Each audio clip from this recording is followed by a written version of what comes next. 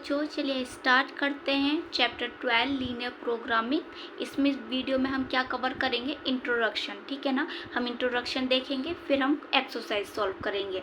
तो चैप्टर का नेम क्या है, लीनियर प्रोग्रामिंग, है ना। तो लीनियर प्रोग्रामिंग की आप नेम सुनते हो, बुक्स को ओपन करते हो तो आप क्या देखते हो, आपको ग्राफ्स मिलते हैं, है ना।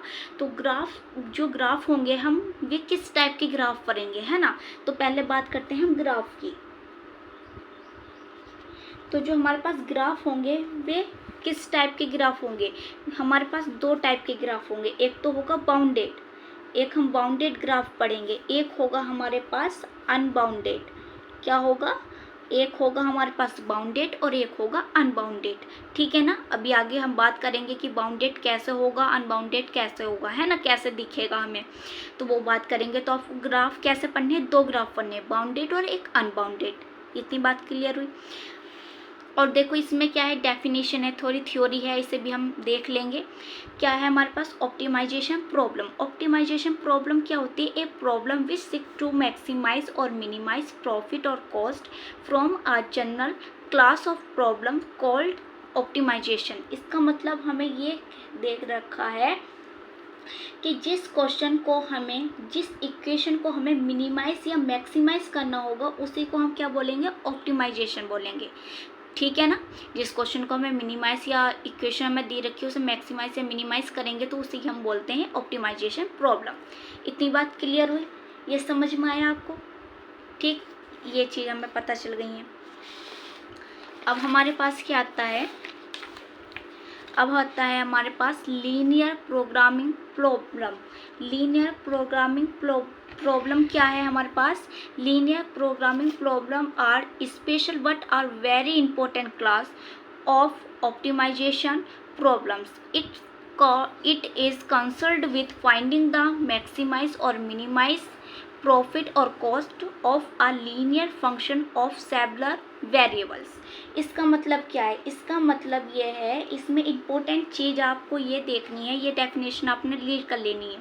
अब यहाँ समझो, हमारे पास यहाँ क्या इम्पोर्टेंट चीज़ है, linear function. Linear function, linear function का मतलब क्या होता है, लीनियर फंक्शन का मतलब यह है ऐसी वाली इक्वेशन। लीनियर फंक्शन का मतलब ये है कि ऐसी वाली इक्वेशन या ऐसा एक्सप्रेशन जिसमें आपके जो वेरिएबल दे रखा है, मतलब जैसे मान लो एक एक्स वेरिएबल है, उसकी पावर क्या होनी चाहिए, 1 होनी चाहिए, उसी हम क्या बोलते हैं, लीनियर फंक्शन बोलते हैं। वेरिएबल की पावर हमेशा क्या होगी, 1 हो रहेगी। ठीक है ना, क्या रहेगी, 1 रहेगी, वो क्या होता है, लीनियर फंक्शन। ठीक है ना, ये बात आपको क्लियर हुई यहाँ से। ठीक है, ये रीड कर लो, सिर्फ समझना आपको यह है कि how to draw a graph. अब हम जो ग्राफ है उसे कैसे ड्रॉ करेंगे, ठीक है ना। हमारे पास मान लो एक इक्वेशन हमें गिवन है, एक इक्वेशन हमें गिवन है 2x + 3y = 6। हमें ये इक्वेशन क्या है, गिवन है। आपसे कहे कि ये इक्वेशन आपको दे दी और इसका ग्राफ बनाओ, तो आप बना सकते हो। इसमें क्या होगा, क्या कितनी एक्सेस होंगी, 2 एक्सेस होंगी। देखो ग्राफ हम जब भी बनाते हैं तो हमें 2 एक्सेस मिलती है, एक एक्स एक्सेस और एक वाई एक्सेस। ये एक्स हो गई, यहाँ एक्स डैश लिखते हैं, ये हमारे पास वाई हो गई, ये वाई डैश हो गया। ठीक है ना। तो यहाँ आपको ग्राफ बनाने को दे दे इक्वल में, तो यह इजीली आप बनाओगे। क्या करोगे आप, पहले आपको क्या करना है, पहले आपको क्या करना है, एक्स की वैल्यू =0 रख लो।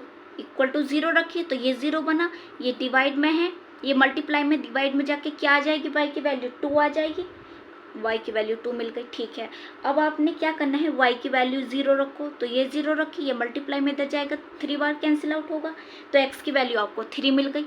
बताओ, ये पॉइंट्स आपने निकाल लिए, कोऑर्डिनेट्स निकाल लिए ये आपने।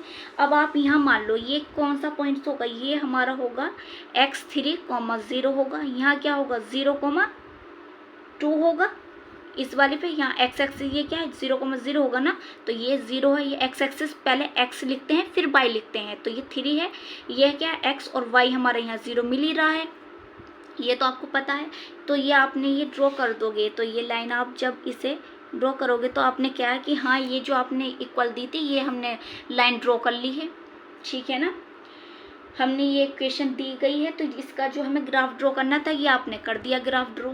ठीक है, इतना तो आपने पता है। अब बात क्या आती है, अब बात ये आती है हमारे पास यहाँ लेकिन अब क्या आएगा, ये आएगा कि 2x प्लस 3y, ये तो है, ये क्या होगा, ग्रेटर भी होगा और इक्वल टू भी होगा 6 के।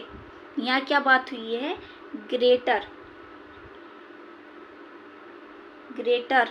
देन 6, ये क्या है, ग्रेटर देन 6। तो ग्रेटर देन 6 का मतलब क्या होगा, अगर यहाँ हमारे पास क्या कंडीशन दी गई है, ये क्या है, x और y हमारे पास क्या है, 0 है, हमारे पास क्या है, x और y 0 है, ठीक है ना। तो ये क्या होगा, 0 अब बन जाएगा, जब ये 0 है, ये 0 है, तो ये मल्टीप्लाई होकर 0 बना। तो ये बताओ 6 से 0 बड़ा होगा या नहीं होगा, नहीं होगा ना। तो ये कंडीशन कैसी हो गई, ये कंडीशन हो गई फॉल्स। अगर हमारी कंडीशन फॉल्स आ जाए तो आपको ग्राफ कैसे बनेगा, ओरिजिन के साइड वाली, जो हमारे पास ओरिजिन से साइड है, ये वाली है ना, ये वाली जो साइड है, इस ये वाली साइड कवर नहीं होगी, इससे दूसरी साइड कवर होगी। अगर फॉल्स आएगा तो ये वाली साइड कवर ना होकर ओरिजिन से दूसरी वाली साइड जो होगी वो कवर होगी, ठीक है ना।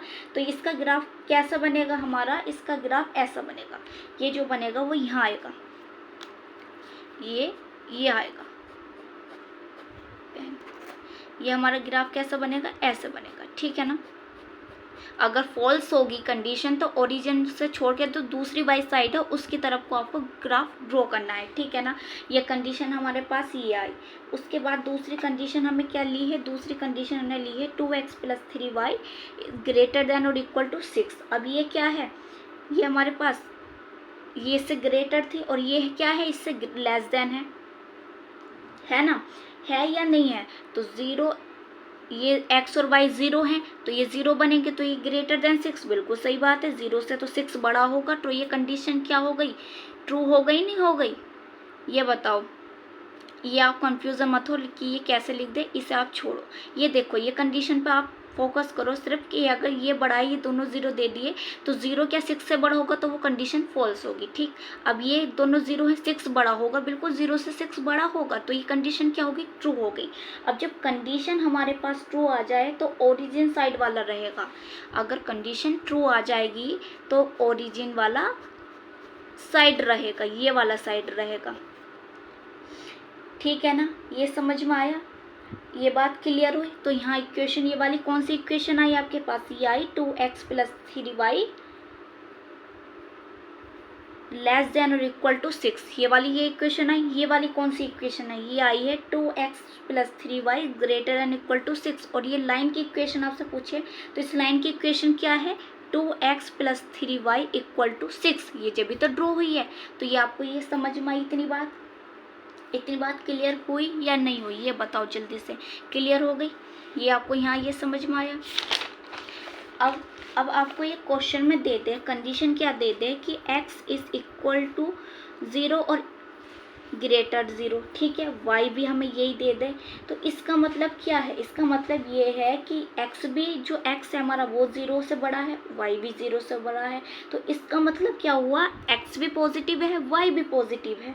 तो x और y दोनों जब पॉजिटिव हो गए तो वो कौन से क्वाड्रेंट में होगा, फर्स्ट क्वाड्रेंट की बात हो रही है या नहीं हो रही है, बताओ। फर्स्ट क्वाड्रेंट की बात हो रही है ना। तो यही पॉइंट्स, अगर हमारे पास ये पॉइंट्स हैं इस इक्वेशन के साथ दे दिए गए, 3y इज इक्वल टू और ग्रेटर देन 6 और इक्वल टू 6 है ना, ये तो ये हमारे पास दे दी गई कंडीशन। तो इस कंडीशन के साथ ये पॉइंट्स है, तो कौन सा वाला एरिया कवर हो रहा होगा, कुछ हमारा ग्राफ ऐसा बना था, है ना। तो ये वाला एरिया की बात हो रही है, कौन सा एरिया की बात हो रही है, इस वाले एरिया की बात हो रही है। क्योंकि ये कंडीशन क्या आई है हमारे पास, जब ट्रू आएगी तो ये अंदर बनेगा, तो ये हमारी क्या होगा, ये वाली एरिया की बात हो रही है, इस वाले रीजन की बात हो रही है। तो ये रीजन देखो, अब इस लाइन से इधर से कवर है, ठीक है, इस लाइन से इधर से कवर है और इस लाइन से इधर से कवर है। तो ये आप देख रहे हो सारी तरफ से कवर है। तो कवर का मतलब ये कैसा रीजन हो गया, ये बाउंडेड हो गया। ये कैसा रीजन हो गया, बाउंडेड रीजन हो गया। इतनी बात क्लियर हुई, बताओ समझ में आया या नहीं आया, जल्दी से बता दो, आ गया। अब हमारे पास यही पॉइंट्स क्या दे दें, यही पॉइंट्स हमारे पास जो हैं वो ये आ जाए 2x plus 3y equal to, और क्या आ जाए, ये चीज़ हमारे पास मिल जाए, देखने के लिए, ठीक है ना। तो इस अगर ये पॉइंट्स इस लाइन के साथ दिए हैं, ये क्या है 6 होगा, है ना। अगर ये वाले पॉइंट्स इस लाइन के साथ दिए गए हैं तो ये कौन से कैसा ग्राफ बनेगा, देखो ये ग्राफ हमारा बाहर की तरफ आएगा, ये वाला ग्राफ हमारा बाहर की तरफ आएगा नहीं आएगा, ये बताओ। कंडीशन कैसी थी, कंडीशन आपने अभी पढ़ी है। अगर हमारी कंडीशन ट्रू आ जाए तो ओरिजिन वाला साइड का लो, कंडीशन अगर फॉल्स आ जाए तो ओरिजिन से दूसरी वाला साइड का लो, तो ये वाली साइड होगी। तो ये कैसे साइड हो रही है, ये ओपन है, तो ये कैसा होगा, अनबाउंडेड होगा। सिर्फ इक्वेशन आप ये समझो, ठीक है। तो ये कैसा होगा, ये हमारा कैसा होगा, ओपन होगा। आपने ये जितनी भी इन इक्वलिटीज जो पढ़ी हैं, ये क्या होगा, सब्जेक्ट टू कंस्ट्रेंट होगा। इन्हें हम क्या पढ़ेंगे, कंस्ट्रेंट में आएगा। जितनी भी इनइक्वलिटीज होंगी, जितनी भी इनइक्वलिटीज होंगी वे किस में आएगी, कंस्ट्रेंट में आएगी, ठीक है। ये बात आपको समझ में आई। अब हमारे पास क्या आता है, अब हमारे पास आता है ऑब्जेक्टिव फंक्शन। ऑब्जेक्टिव फंक्शन क्या है, the linear function which is to be optimise, maximise और minimise is called the objective function of the LPP, ठीक है ना।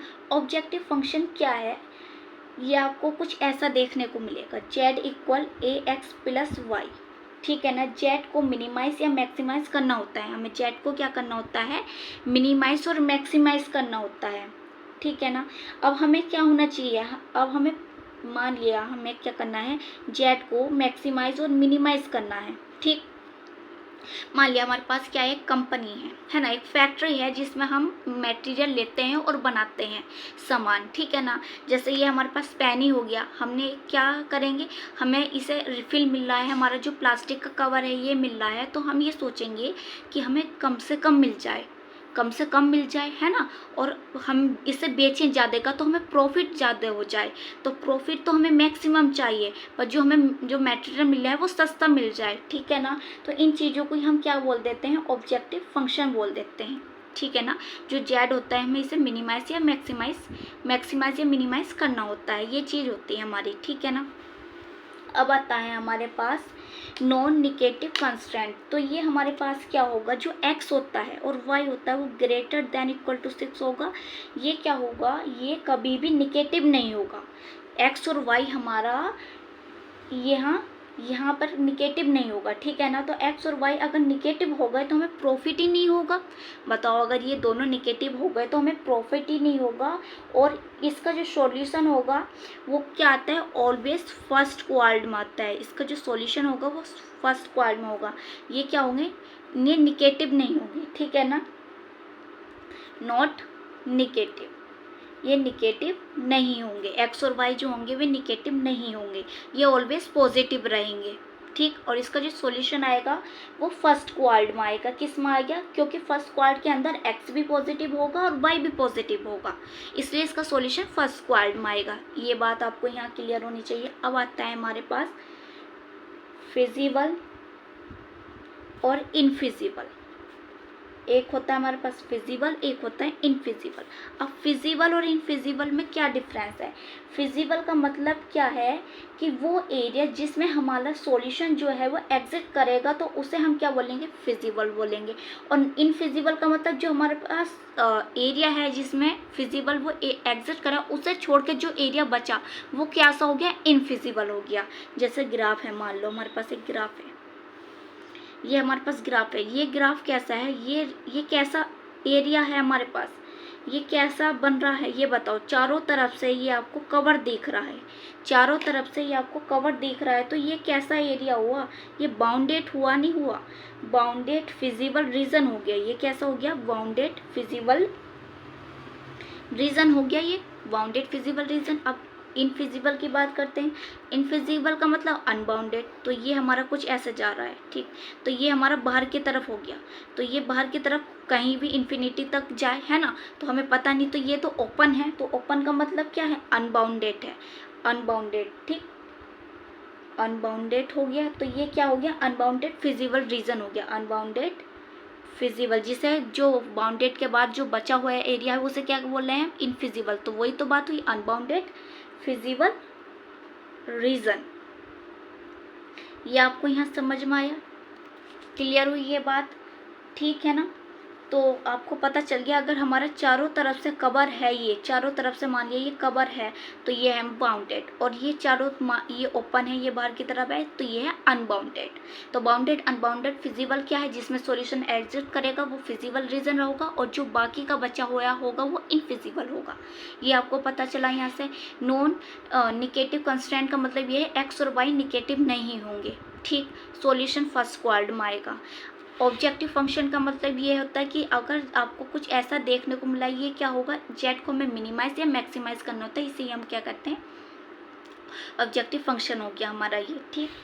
ये आपको यहाँ समझ में आया। और हम जब क्वेश्चन सॉल्व किएंगे आपको जब और अच्छे से क्लियर होगा कि हाँ ग्राफ कैसे करते हैं, बाउंडेड अनबाउंडेड कैसे हम बनाएंगे, वहाँ आपको जब प्रैक्टिस करोगे तो आपको क्लियर हो जाएगा।